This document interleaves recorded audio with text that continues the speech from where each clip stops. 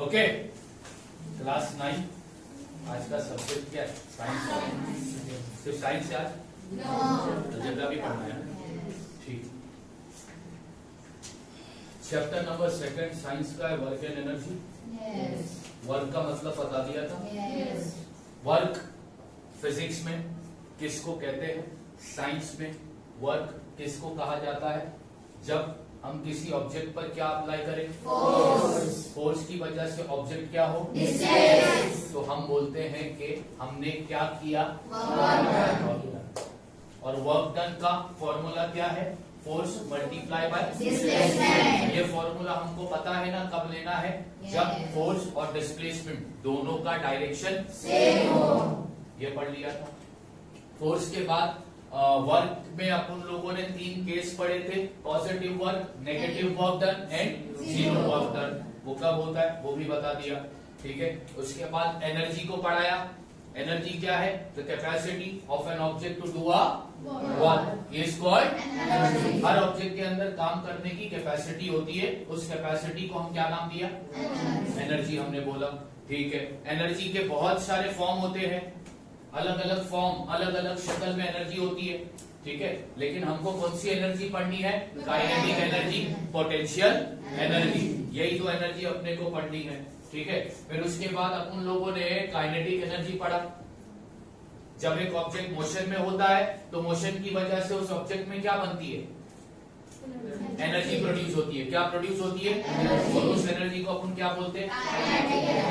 Work done by an object is equal to kinetic energy gain by the other object, not only object, other object. एक object ने काम किया मतलब दूसरे object के ने उसके अंदर की एनर्जी को क्या किया? गेन किया। ये बताया था ना 2 रूल, इंपॉर्टेंट रूल। क्या रूल थे? रूल नंबर 1, काम करने वाला हमेशा एनर्जी को यूज करेगा और जिस पर हम काम करते हैं वो एनर्जी को तो ये थॉट के मुताबिक क्या होगा? Work done by one object is equal to kinetic energy gain by the other object.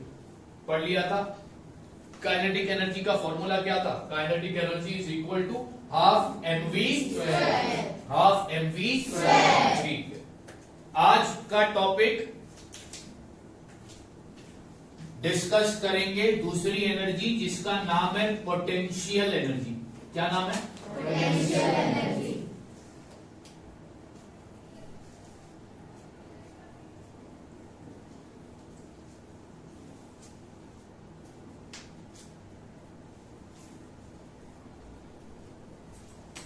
कौन सी एनर्जी? Potential energy. किसी के पास रबर बैंड है क्या? रबर बैंड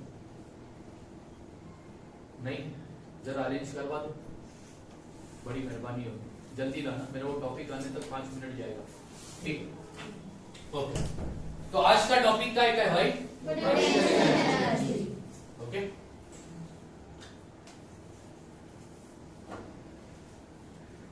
जो एनर्जी बॉडी के अंदर स्टोर होती है, क्या होती है? Store for future action, for future action.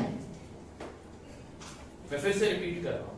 जो एनर्जी बॉडी के अंदर फॉर फ्यूचर एक्शन, मतलब उस एनर्जी का काम फ्यूचर में होगा, वो एनर्जी को पोटेंशियल एनर्जी कहा जाता है। एग्जाम्पल, रात में तुम सोते हो, तुम्हारे अंदर तुमने खाना खाया, ठीक है, और खाना खाने के बाद तुम क्या कर लिए? सो गए, ठीक है। तो अब वो जो खाने से एनर्जी बनेगी, ठीक है, वो तुम्हारे अंदर क्या होगी भैया? स्टोर होगी ना। वो क्यों स्टोर होगी? उसका तुम नेक्स्ट डे क्या करोगे? इस्तेमाल करोगे काम करने के लिए, हाँ या ना? सोकर उठोगे, स्कूल जाओगे, ठीक है, पढ़ोगे, रिसर्च में खेलोगे, पीटी पीरियड में एक्सरसाइज करोगे, फिर स्कूल से आओगे, फिर खाना खाओगे, फिर क्या अलग अलग काम करोगे ना, हाँ या ना? जो एनर्जी, कहने का मतलब ध्यान से सुनो, जो एनर्जी ऑब्जेक्ट के अंदर स्टोर होती है for future action for future use. ठीक है, उस पर्टिकुलर एनर्जी को क्या कहते हैं? क्या कहते हैं? ठीक, यहां पे उसका मतलब लिखता हूं, स्टोर एनर्जी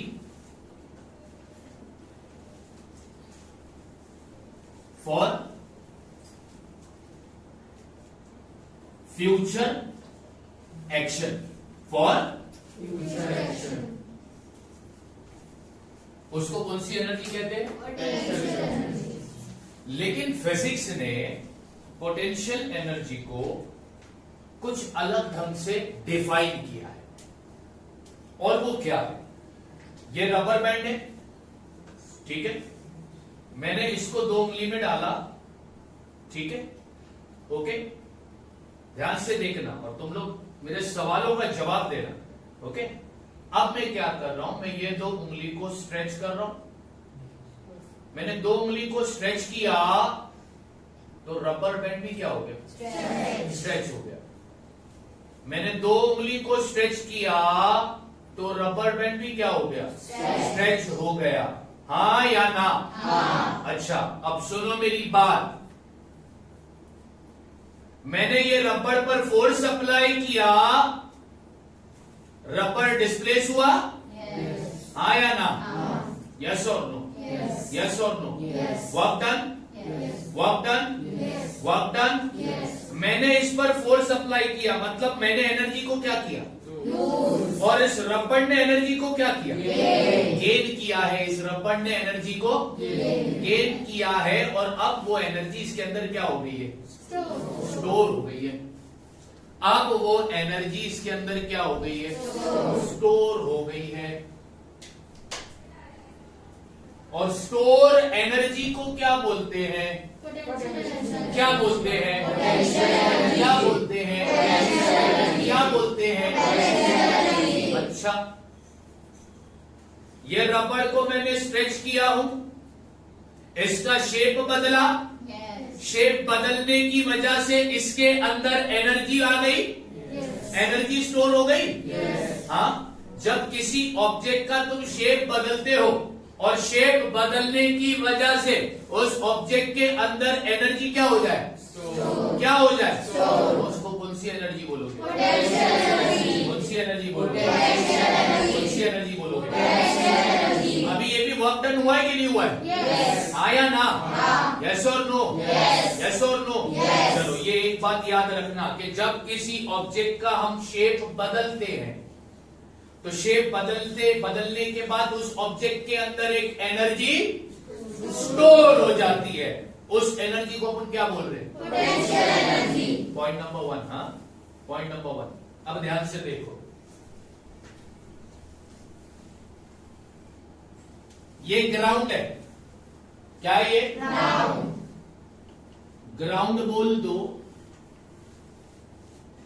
या फिर इसको बोल दो अर्थ, सरफेस, जो भी बोलना है बोलते जाना, चलेगा।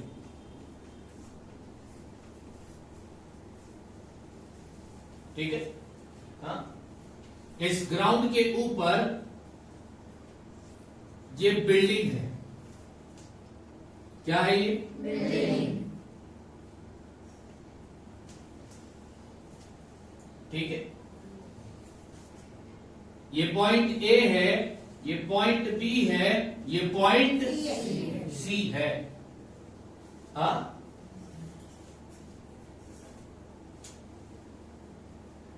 पॉइंट ए से सी तक का जाने का ये रास्ता है। ठीक है, अब ये रास्ता फ्लैट है क्या? नहीं ना, फ्लैट है क्या ये रास्ता? फ्लैट है, ये जमीन फ्लैट है ना? बट ये फ्लैट है क्या? इसको क्या बोलते हैं फिजिक्स में? Incline plane. इंक्लाइन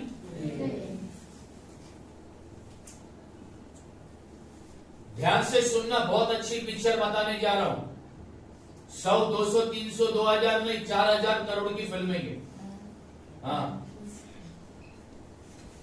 ठीक है, इसका डायरेक्टर मैं नहीं हूं, डायरेक्टर तो कोई और था जो गुजर चुका। तो इतना तो क्लियर समझ में आ गया। इस प्लेन को क्या बोलेंगे? ठीक है। इंक्लाइन प्लेन का मतलब एक तरफ चढ़ान और दूसरी तरफ उतरन हो, उसको क्या बोलते हैं? Incline plane. क्या बोलते हैं?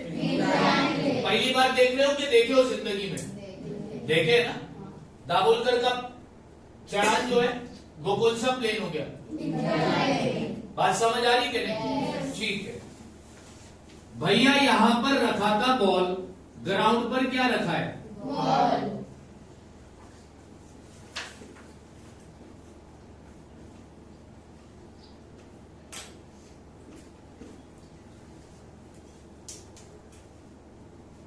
ठीक है। अब तुमने क्या किया?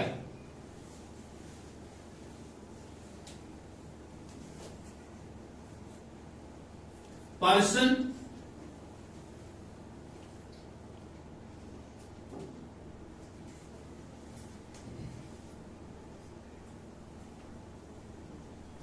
ऐसा लिख देता हूं, अ बॉल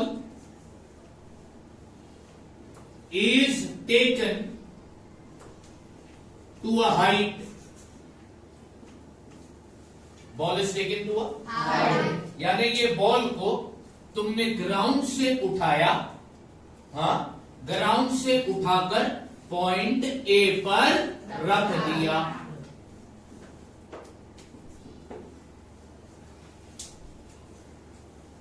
इस बॉल को तुमने ग्राउंड से उठाया और ग्राउंड से उठाकर उसको कहां पर रखा? हाइट पर रखा कि नहीं रखा? यस और नो? अब मेरा क्वेश्चन सुनो, क्या इसको अपन वर्क डन बोलेंगे? हाँ या ना? क्यों बोलेंगे वर्क डन? हमने बॉल पर क्या अप्लाई किया? फोर्स अप्लाई करने की वजह से ये बॉल डिस्प्लेस हो गया, हुआ कि नहीं हुआ? इसको वर्क डन बोलोगे? ठीक है। हमने ये बॉल को ग्राउंड से उठाकर टॉप पर रखा बिल्डिंग के, मतलब हमने काम किया ना? हाँ या ना? तो हमने एनर्जी को क्या किया? और ये बॉल ने एनर्जी को क्या किया? गेन कर दिया। और वो एनर्जी इसके अंदर जाकर क्या हो गई? स्टोर हो गई। यस और नो? वो एनर्जी इसके अंदर जाकर क्या हो गई?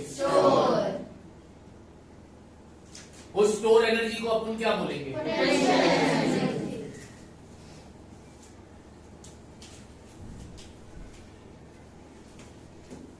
When a ball is taken to a height, energy is stored in the ball. That energy is called potential energy. अब इससे कंक्लूजन क्या निकालोगे?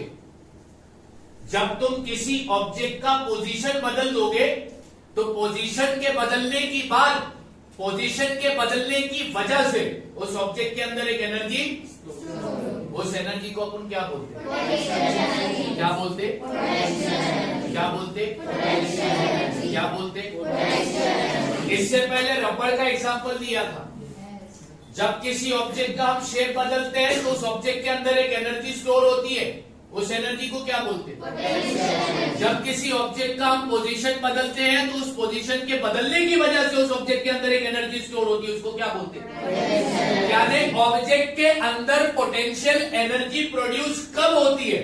शेप बदलने पर, दूसरा पोजीशन बदलने पर। ऑब्जेक्ट के शेप बदलने की वजह से या ऑब्जेक्ट के पोजीशन बदलने की वजह से जो एनर्जी उसके अंदर प्रोड्यूस होती है या जो एनर्जी उसके अंदर स्टोर होती है, उसको अपन क्या बोलते हैं? क्या बोलते? क्या बोलते? क्या बोलते? लास्ट लेक्चर में मैंने एक कहावत तुमको बताई थी, if there is a work done then there is a transfer of energy from one object to. जहां कहीं भी तुम्हें काम होता हुआ नजर आया है वहां पर क्या हुआ होगा, एनर्जी एक ऑब्जेक्ट से दूसरे ऑब्जेक्ट में, एनर्जी एक ऑब्जेक्ट से दूसरे ऑब्जेक्ट में, क्योंकि जब तक एनर्जी ट्रांसफर नहीं होती तब तक वर्क डन, जहां भी वर्क डन हुआ है मतलब उधर एक ऑब्जेक्ट से दूसरे एनर्जी में एनर्जी ट्रांसफर हुई है। बात समझ आ रही कि नहीं आ रही? यस और नो, यस और नो, पक्का। शेप की बदलने की वजह से जो एनर्जी प्रोड्यूस हो गई ऑब्जेक्ट के अंदर, वो कौन सी एनर्जी है, उसको बोला जाता है इलास्टिक पोटेंशियल एनर्जी। क्या बोला जाता है उसको, क्या बोला जाता है उसको, क्या बोला जाता है उसको। जब एक ऑब्जेक्ट को तुम ग्राउंड से उठाकर वर्टिकली एक हाइट पर लेकर जाओ, वर्टिकली एक लेके जाओ, तो उसके अंदर भी जो एनर्जी स्टोर हो जाएगी वो है पोटेंशियल, लेकिन उस पोटेंशियल एनर्जी को बोलते हैं ग्रेविटेशनल पोटेंशियल एनर्जी। क्या बोलते हैं, ग्रेविटेशनल पोटेंशियल एनर्जी। क्या बोलते हैं, क्या बोलते हैं, ग्रेविटेशनल पोटेंशियल एनर्जी। बात समझ आ रही कि नहीं आ रही, हाँ या ना? तो मैंने यहाँ पर तुम्हें पोटेंशियल एनर्जी के कितने टाइप बताए, एक बताया इलास्टिक पोटेंशियल, दूसरा बताया, तो अब इलास्टिक ये अपना पोटेंशियल एनर्जी का डेफिनेशन क्या होगा, इसका डेफिनेशन तुम्हारे टेक्स्ट बुक के मुताबिक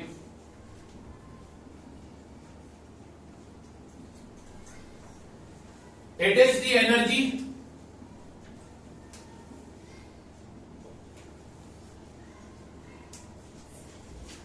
possessed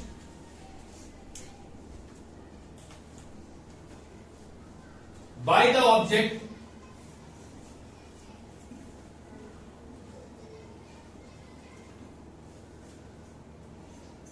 by virtue of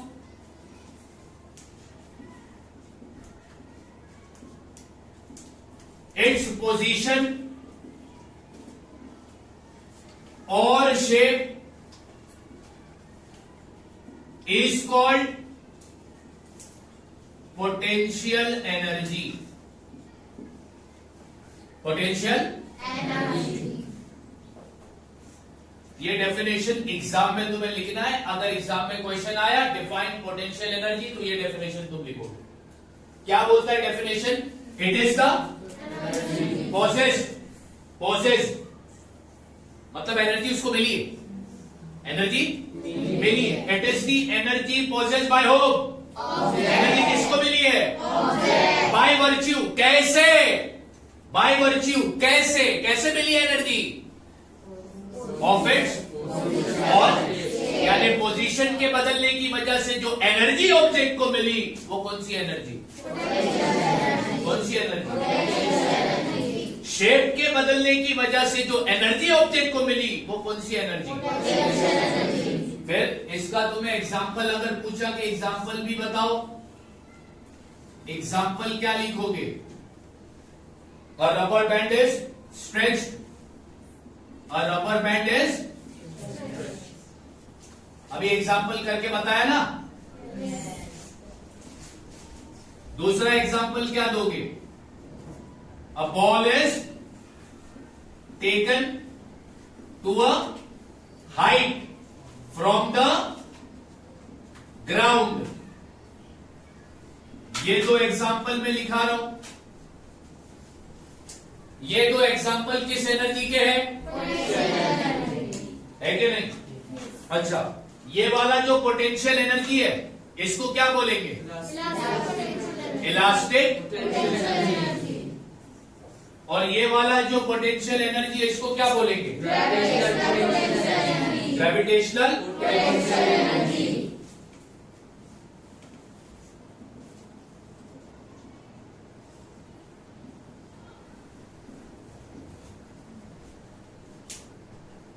बात समझ में आ रही कि नहीं आ रही, आया ना। तो ऑब्जेक्ट की शेप बदलने की वजह से या पोजीशन बदलने की वजह से उसके अंदर जो एनर्जी प्रोसेस्ड होती है, स्टोर हो जाती है, पैदा हो जाती है, उस पर्टिकुलर एनर्जी को क्या बोलोगे, पोटेंशियल एनर्जी। अब मैंने तुम लोगों को कितने टाइप बताए पोटेंशियल एनर्जी के, एक, दूसरा,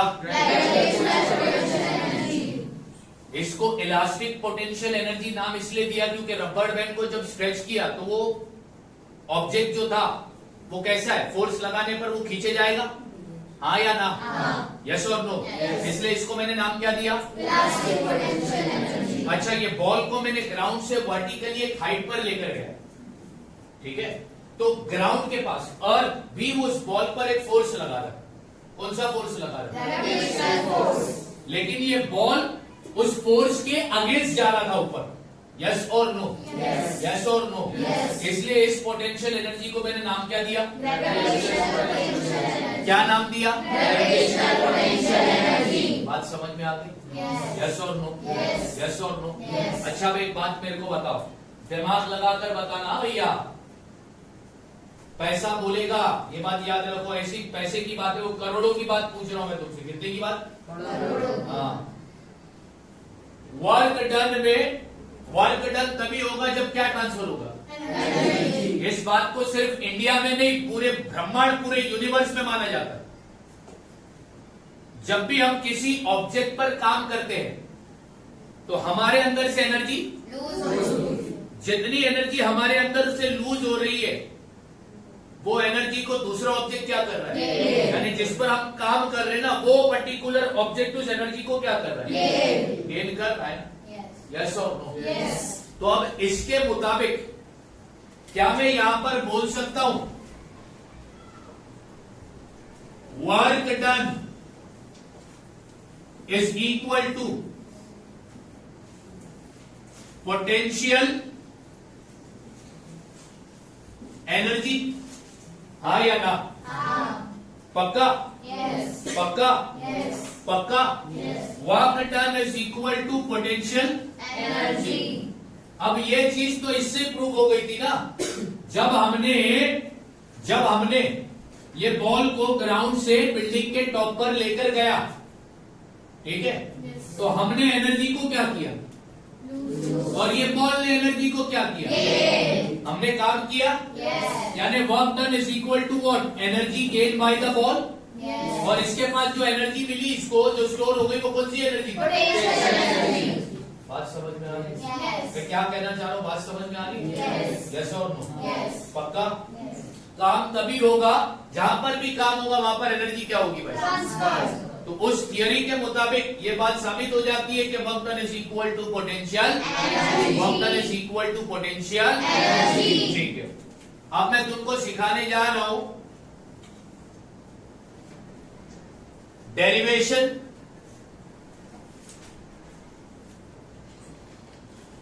ऑफ फॉर्मूला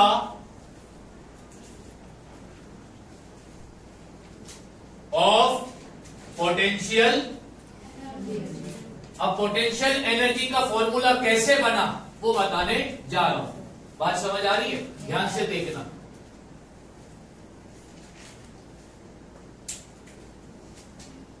वर्क डन का फॉर्मूला क्या है, work done is denoted by capital F is denoted by, force is denoted by, displacement is denoted by, इसको दिया इक्वेशन नंबर 1। मैंने न्यूटन का सेकेंड लॉ ऑफ मोशन पढ़ाया था, हाँ या ना,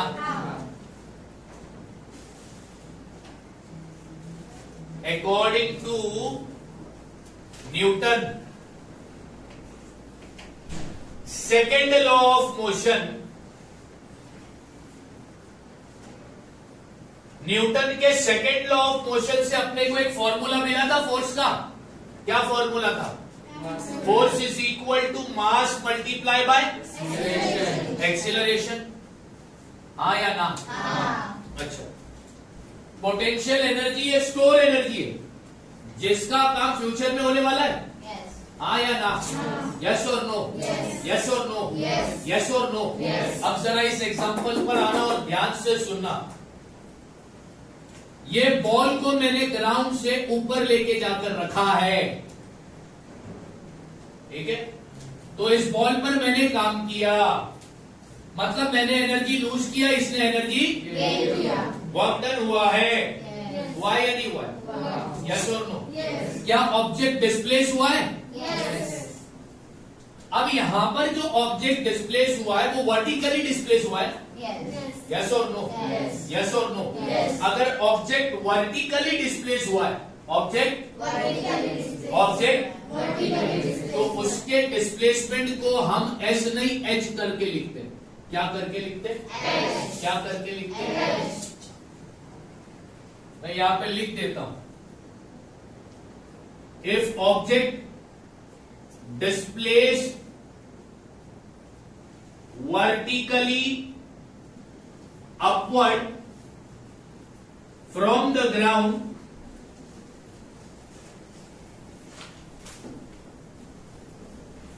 then the displacement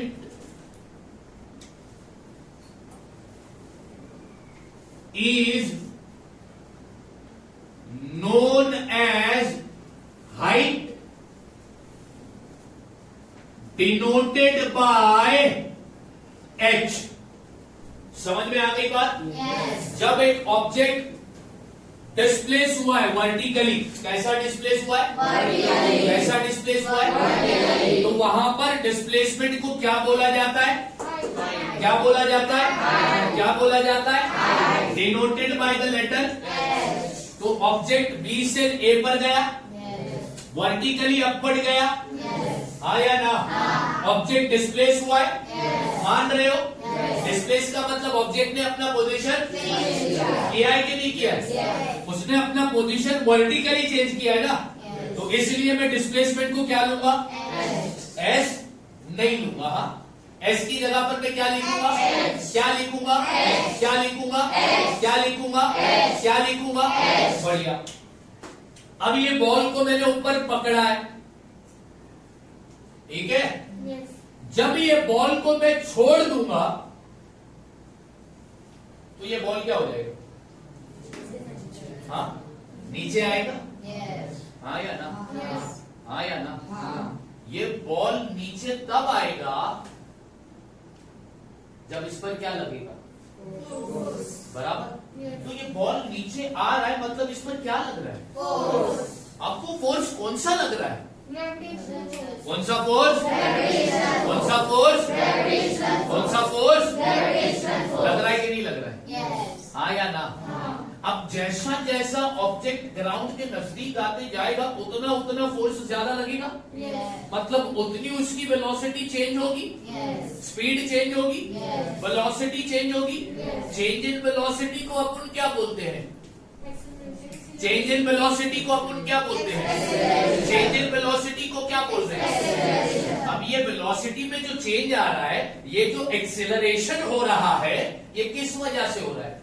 gravitational force. किस वजह से हो रहा है? Gravitational force. हो रहा है ना? मैं फिर से रिपीट करता हूँ, ये बॉल को तुमने पॉइंट ए पर लेके जाकर रखा था, यानी पकड़ के रखा था, उसके बाद तुमने इस बॉल को क्या किया? छोड़ दिया। तो ये बॉल क्या होगा भाई? अरे बोलो ना। हाँ, नीचे जाएगा, यस और नो? यस और नो? अच्छा भाई, ये बॉल नीचे ही क्यों आ रहा है? बॉल नीचे ही क्यों आ रहा है? जब मैंने बॉल को ऊपर से छोड़ा तो ये नीचे ही क्यों गया? हवा में उधर इधर क्यों नहीं गया? क्योंकि सर उस बॉल पर एक फोर्स अप्लाई हो रहा था, और वो फोर्स कहां से आ रहा था? अर्थ से। कहां से आ रहा था? अर्थ से। और उस फोर्स को क्या बोलते हैं? Gravitational force. बोलते हैं ना? बोलते हैं ना? तो ग्रेविटेशनल फोर्स की वजह से ये बॉल नीचे आ रहा है, और जैसा जैसा बॉल नजदीक आते जाएगा अर्थ के, उतना उतना उसकी स्पीड क्या होगी? इंक्रीज हो रही है, मतलब स्पीड चेंज हो रही है। हाँ या ना? स्पीड के चेंज होने को हम बोलते हैं वेलोसिटी का चेंज होना। स्पीड बोल दो या वेलोसिटी बोल दो, एक ही बात है।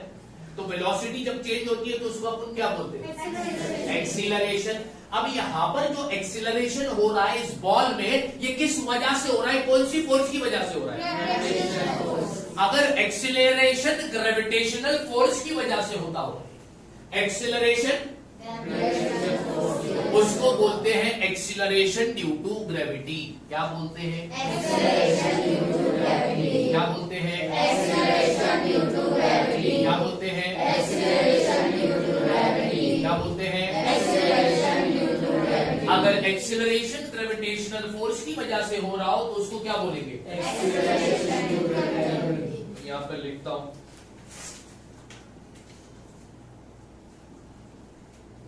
Acceleration due to which force? Gravitational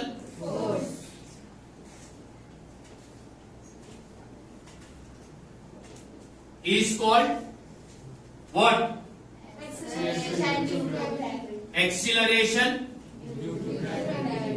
due to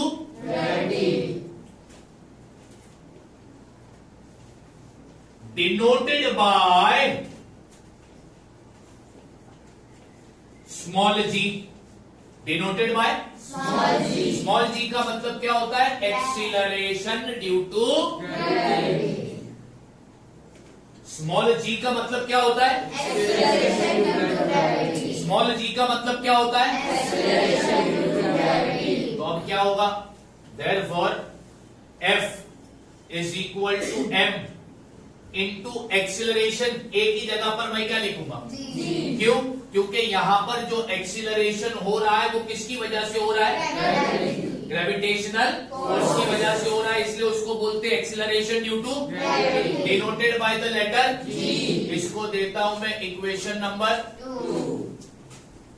अब ध्यान से देखो, substituting equation number 2 in equation number 2 को इक्वेशन नंबर 1 में मैं क्या करने जा रहा हूं?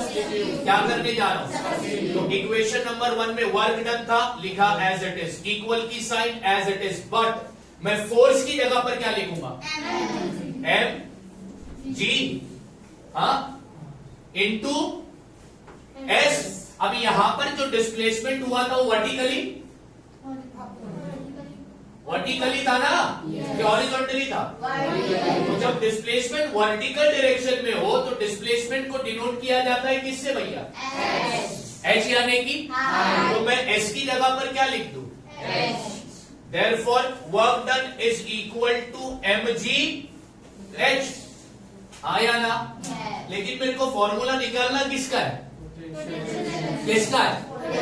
फिर तुम यहां पर बोलते हो but work done is equal to potential. ये बात तो इधर ही अपन ने लिखी थी, work done is equal to potential. Therefore अब वर्क डन की जगह पर मैं क्या लिखूंगा? तो potential energy is equal to mg.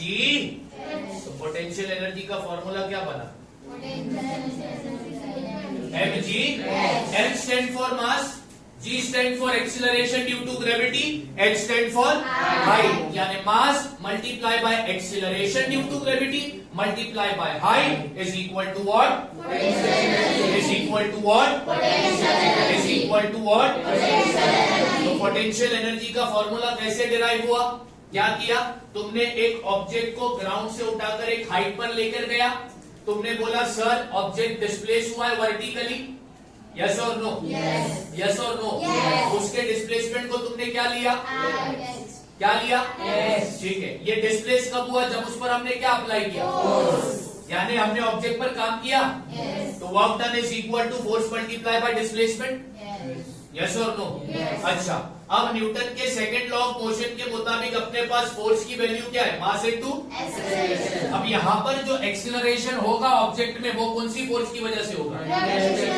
तो जब एक्सीलरेशन ग्रेविटेशनल फोर्स की वजह से होता है उसको क्या बोलते हैं? और एक्सीलरेशन ड्यू टू ग्रेविटी को डिनोट किया जाता है किस लेटर से? स्मॉल जी. तो यहाँ पर एक ही जगह पर मैंने क्या लिखा? लिख दिया. अब इस इक्वेशन सेकंड को इक्वेशन नंबर 1 में क्या किया? तो बस F की जगह पर मैंने क्या लिखा? mg इनटू डिस्प्लेसमेंट को डिनोट किया किस लेटर से? क्यों H से? क्योंकि ऑब्जेक्ट वर्टिकली गया है, ऑब्जेक्ट डिस्प्लेस हुआ है कैसा? कैसा? कैसा? बात समझ आ रही कि नहीं? हाँ या ना? उसके बाद तुमने बोला sir work done is equal to potential, work done is equal to potential. तो बस तुमने वर्क डन की जगह पर क्या लिख दिया? पोटेंशियल एनर्जी का फॉर्मूला क्या बना? m into G into m into G into m stand for G मालूम है, G stand for, H stand for, H stand for object की शेप की बदलने की वजह से उसके अंदर जो एनर्जी प्रोसेस होती है, स्टोर होती है, उसको क्या बोलते हैं? ऑब्जेक्ट का पोजीशन बदलने की वजह से उसके अंदर जो एनर्जी आ जाती है, जो स्टोर हो जाती है, उसको क्या बोलते हैं? और पोटेंशियल एनर्जी का इस्तेमाल किया जाता है फॉर फ्यूचर एक्शन, यानी फ्यूचर का वर्क डन करने के लिए। वो हमने साबित कर दिया इस एग्जांपल से, यस और नो। हमने ये बॉल पर पहला काम किया, कैसे काम किया? तो बॉल पर फोर्स अप्लाई किया, ठीक है। फोर्स अप्लाई करने की वजह से बॉल डिस्प्लेस हुआ, ठीक है। तो हमने बोला सर हमने क्या किया? तो हमने वर्क डन किया, हमने बॉल पर काम किया, यानी हमारे अंदर से एनर्जी, जितनी एनर्जी हमने लूज की वो सारी एनर्जी किसने गेन की? और बॉल ने उस एनर्जी को अपने अंदर क्या कर लिया? बाद में उसी एनर्जी की वजह से इस्तेमाल करके बॉल कहां पे आ गया? फोर्स लगा ना उस पर, यस और नो, यस और नो। तो पोटेंशियल एनर्जी ये स्टोर्ड एनर्जी होती है जिसका काम फ्यूचर में आता है। किसमें आता है? किसमें आता है? किसमें आता है? बात समझ आ गई? पोटेंशियल एनर्जी समझा? पोटेंशियल एनर्जी समझा? पोटेंशियल एनर्जी क्या होती समझ में आ गई बात? अच्छा, पोटेंशियल एनर्जी मैंने तुमको दो टाइप की बता दी, एक इलास्टिक पोटेंशियल एनर्जी और दूसरा,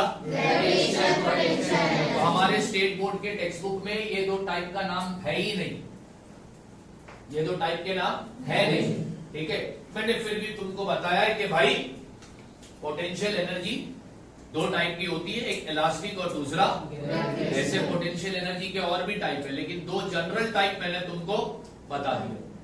और एक बात और बताई, जब भी ऑब्जेक्ट डिस्प्लेस होता है वर्टिकली तो उसका डिस्प्लेसमेंट डिनोट किया जाता है किससे? H stand for, H stand for, H stand for, H stand for। Potential energy का फॉर्मूला बोलो क्या है? M stand for, G stand for, H stand for height बोल दो या फिर डिस्प्लेसमेंट, हाइट बोल दो या फिर हाइट बोल दो या फिर हाइट बोल दो या फिर। मैं फिर बताता हूं, अगर मैंने तुमको पूछा पोटेंशियल एनर्जी का मतलब, तो तुम क्या बोलोगे? सर ऑब्जेक्ट की शेप चेंज होने की वजह से उसके अंदर जो एनर्जी स्टोर होती है वो कौन सी एनर्जी? पोजीशन चेंज होने की वजह से जो एनर्जी उसके अंदर जमा हो जाती है वो कौन सी एनर्जी? याद रखोगे? फिर याद रखना है पोटेंशियल एनर्जी का फॉर्मूला। पोटेंशियल एनर्जी का फॉर्मूला क्या है? क्या है फॉर्मूला? वो फॉर्मूला कैसे बना वो समझ में आया? वो फॉर्मूला कैसे बना वो समझ में आया? वो फॉर्मूला कैसे बना वो समझ में आया? आया ना? जब कहीं पर भी काम होगा इसका मतलब वहां पर क्या ट्रांसफर भी होगी? क्या ट्रांसफर भी होगी? ठीक है, अब इसको बाद में तुम लोग कॉपी कर देना, लिंक शेयर करूंगा तो कॉपी कर लेना। अभी एक टॉपिक बाकी है वो करा देता हूँ, मत कर लेना। If an object has zero momentum, if an object has zero momentum,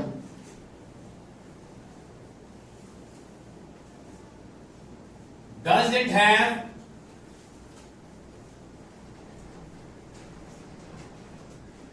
kinetic energy?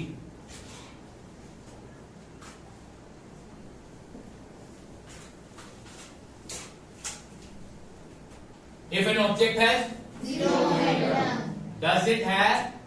kinetic energy, अब जरा ध्यान दो, ये ऑब्जेक्ट है, क्या है? object, और इस ऑब्जेक्ट का मोमेंटम, मोमेंटम को डिराइव किया जाता है बाय द लेटर P, कितना है? zero, इस ऑब्जेक्ट का मोमेंटम कितना है? zero, अगर इस ऑब्जेक्ट का मोमेंटम जीरो है तो इस ऑब्जेक्ट के पास काइनेटिक एनर्जी होगी? अगर होगी तो कितनी होगी वो बताओ। ध्यान से सुनो, क्वेश्चन क्या बोला है। ऑब्जेक्ट का क्या दिया है? momentum, ऑब्जेक्ट का क्या दिया है? momentum, अच्छा एक बात बताओ, मोमेंटम का फॉर्मूला क्या है?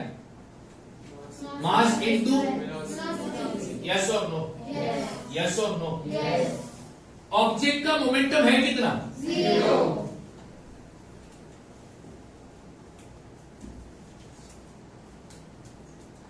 ऑब्जेक्ट मोमेंटम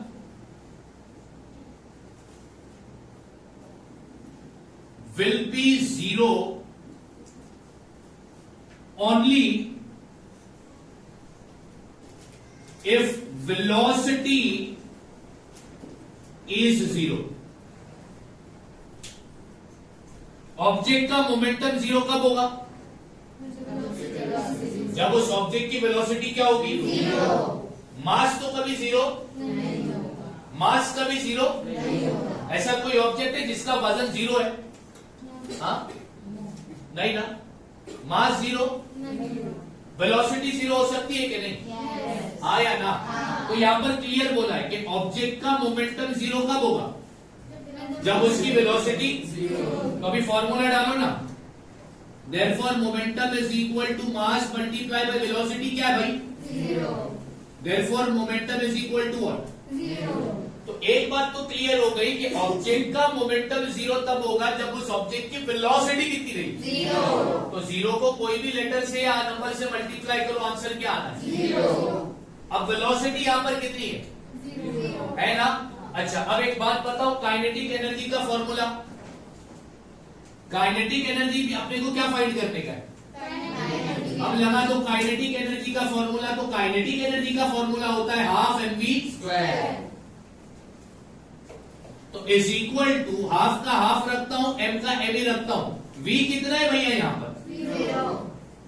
किसी भी नंबर और अल्फाबेट को जब तुम जीरो से मल्टीप्लाई करोगे तो आंसर क्या आएगा? यानी जिस ऑब्जेक्ट का मोमेंटम जीरो है उसका काइनेटिक एनर्जी भी क्या होगा? समझ गए इस बात को?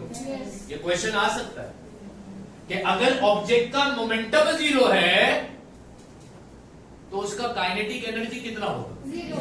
जीरो होगा। कैसे जीरो होगा तो बताना है तुमको कि ऑब्जेक्ट का मोमेंटम तभी जीरो होगा जब उसकी वेलोसिटी क्या होगी? तो एक बार वेलोसिटी जीरो है, इसका मतलब काइनेटिक एनर्जी भी क्या होगी? कैसी जीरो आई? समझ में आया? हाँ या ना? पक्का? पक्का? समझ में आ गया? तो जब किसी ऑब्जेक्ट का मोमेंटम जीरो होता है तो उस ऑब्जेक्ट का काइनेटिक एनर्जी भी क्या होगा? क्या होगा? क्या होगा? क्लियर है? ठीक है।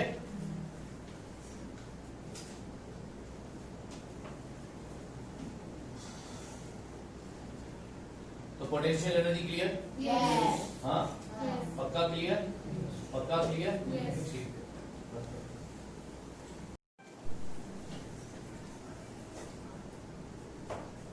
Various form of energy.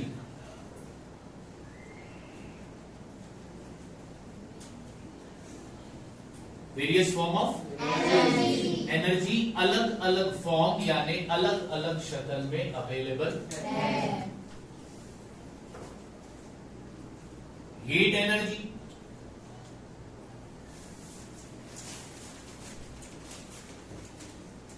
खाना बनाने के लिए सिलेंडर का इस्तेमाल करते हो।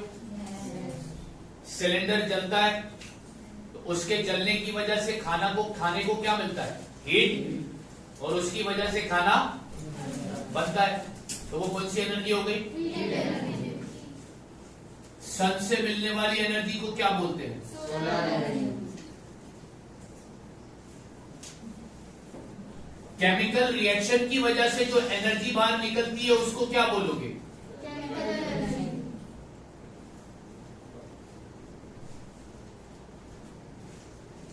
फिर है इलेक्ट्रिकल एनर्जी,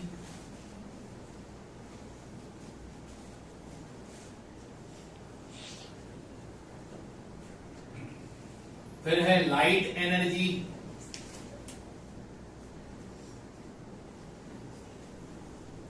एक्सेट्रा। तो एनर्जी बहुत सारे फॉर्म में अवेलेबल है। एनर्जी बहुत सारे फॉर्म में अवेलेबल है। अब एक एग्जांपल दे रहा हूं मैं।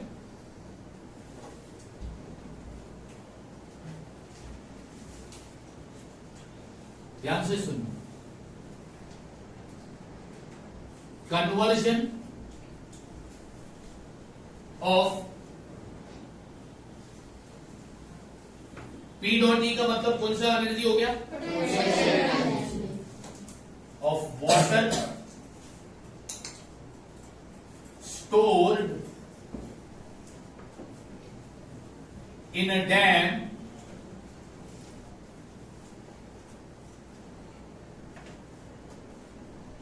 into electrical energy। अभी एक एग्जांपल से मैं कुछ समझाने जाने वाला हूं, तो जरा इस एग्जांपल को ध्यान से सुनना। क्या लिखा है मैंने? Conversion of potential energy convert होगा, किसमें कन्वर्ट होगा? हाँ, ठीक है ना। अब ये जो पोटेंशियल एनर्जी था ये किसके पास था? और वाटर कहां पर स्टोर किया गया? पक्की बात? हाँ, अब समझाओ, मैं जो समझाने जा रहा हूं। चलो ठीक है भाई।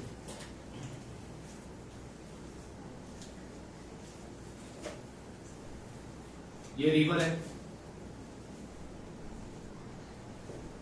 ठीक है? हाँ,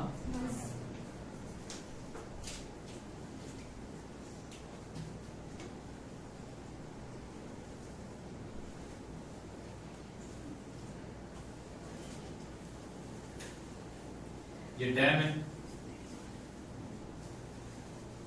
क्या है भाई? डैम।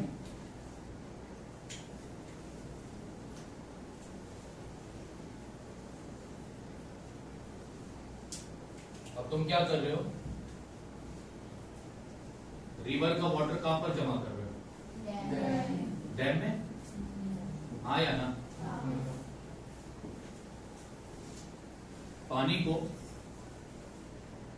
पानी का शेप बदला या उसका पोजीशन बदला?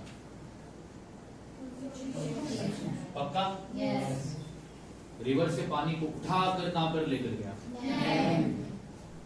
तो अभी ये हो गया तुम्हारा स्टोर वाटर।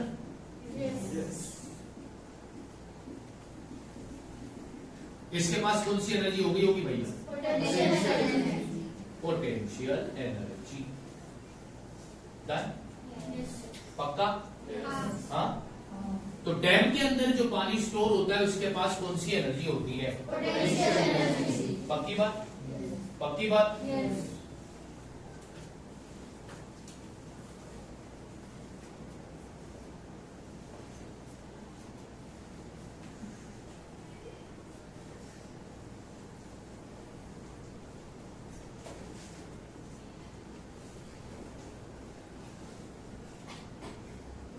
क्या है ये?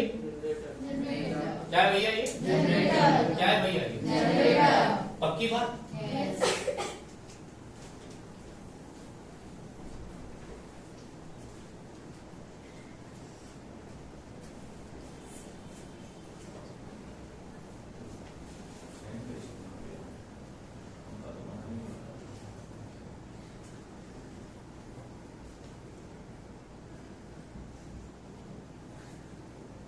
ये सिंह नहीं है,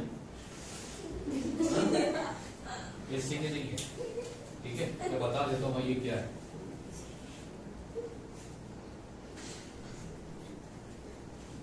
टरबाइन। क्या है ये? क्या है ये? क्या है ये? जरा ध्यान से सुनना। डैम खुला, पानी ये टरबाइन के ब्लेड पर आकर गिरा। ये टरबाइन है और ये टरबाइन का ब्लेड है।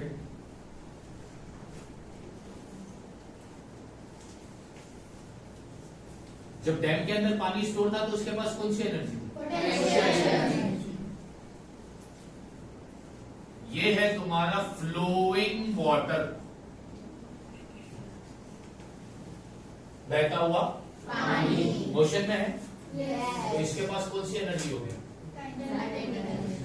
जब पानी डैम के अंदर था तो कौन सी एनर्जी? भाई पानी बाहर तो उसके पास कौन सी एनर्जी है? पक्की बात?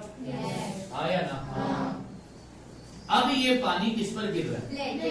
तो ब्लेड क्या होगा?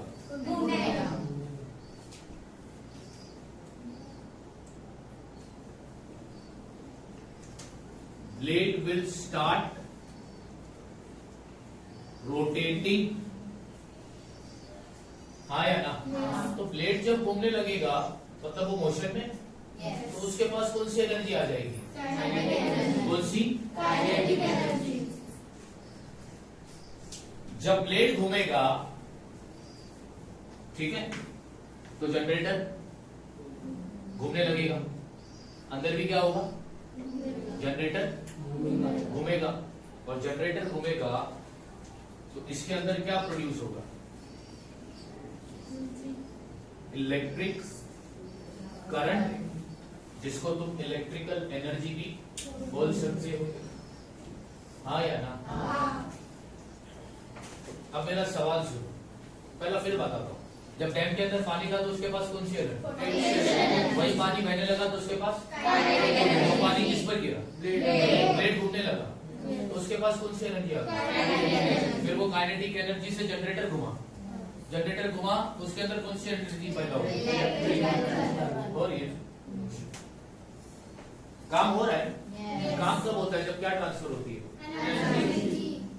मानते हो इस बात को? इस बात को मानते हो कि नहीं मानते? हाँ या ना?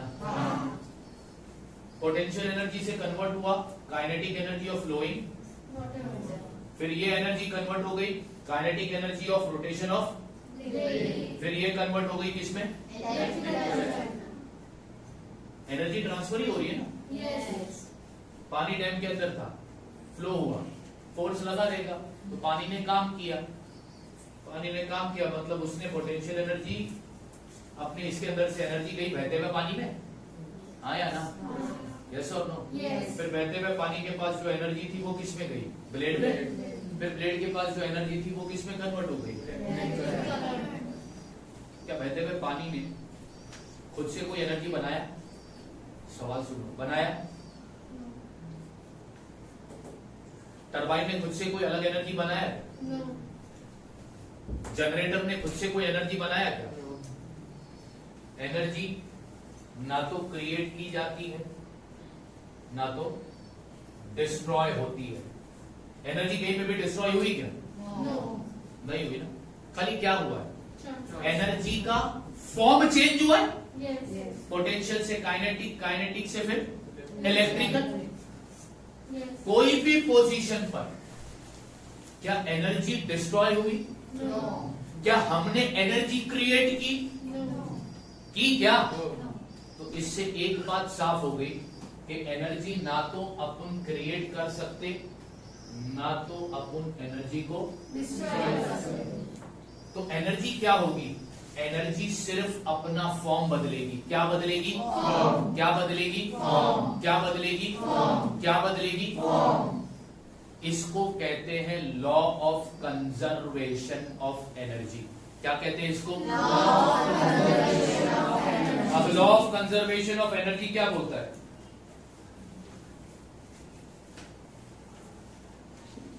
Law of conservation of energy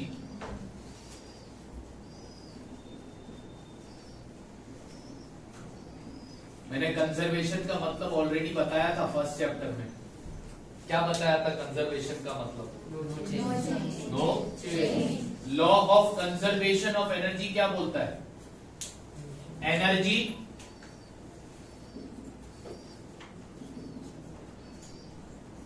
can neither be created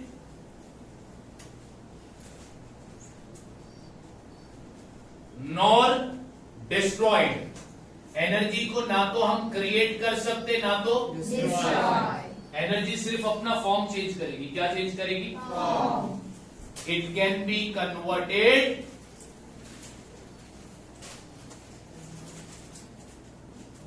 from one form to another.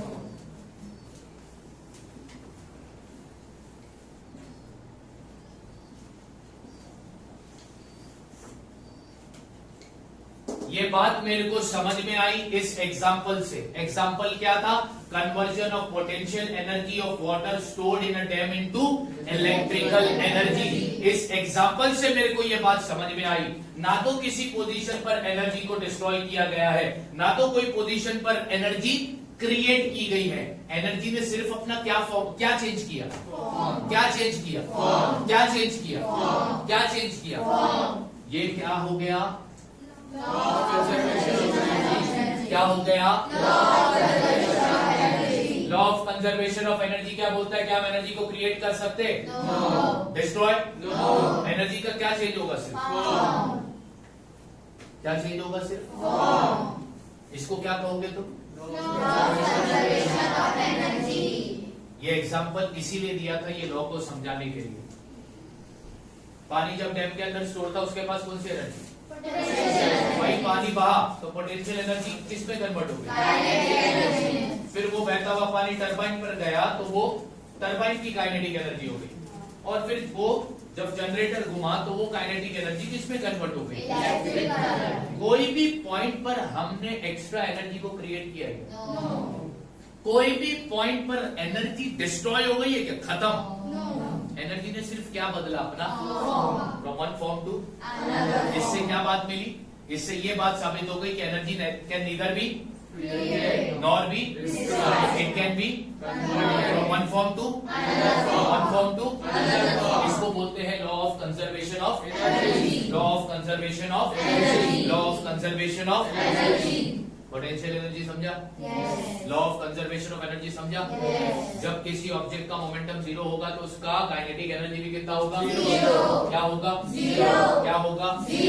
तुम्हारे इस चैप्टर का सिर्फ एक ही टॉपिक बचा है, वो है फ्री फॉल। क्या बचा? क्या बचा? क्या बचा? बात समझ आ गई ना? पक्का? ठीक।